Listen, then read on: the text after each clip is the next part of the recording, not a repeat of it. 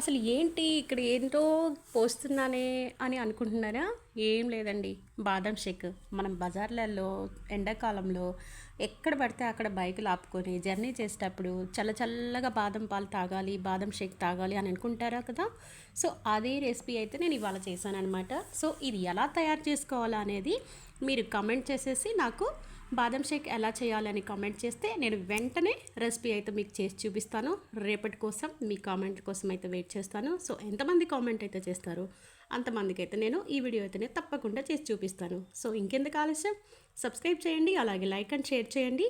బాదం షేక్ ఎలా తయారు చేయాలో వీడియో కోసం అయితే వెయిట్ చేయండి.